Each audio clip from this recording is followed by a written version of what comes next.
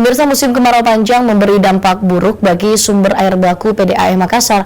Pasalnya debit air di bendungan Leko Pancing berkurang hingga 2 meter sejak sebulan terakhir, sehingga membuat 9 kecamatan kesulitan mendapatkan air bersih.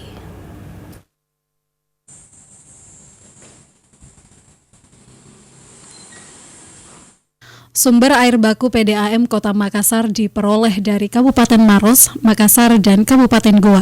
Namun sejak musim kemarau terjadi dalam beberapa bulan terakhir, membuat persediaan sumber air baku terus menipis.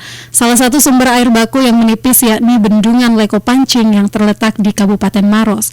Sejak sebulan terakhir, debit air Bendungan Leko Pancing mengalami penurunan hingga 2 meter lebih dan tidak bisa lagi dipakai sebagai sumber air baku utama.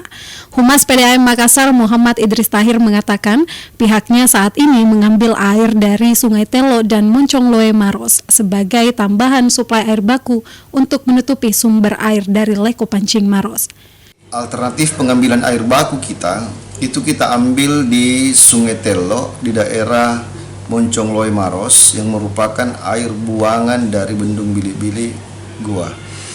Air itulah sekarang ini yang kita manfaatkan untuk tambahan suplai air baku ke IPA 2 Panaikan dengan IPA 3 Antang yang menutupi defisit air yang bersumber dari Bendung Leko Pancing Maros.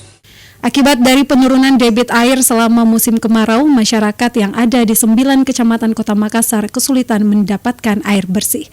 Asyarudin Arbab, Celebes TV.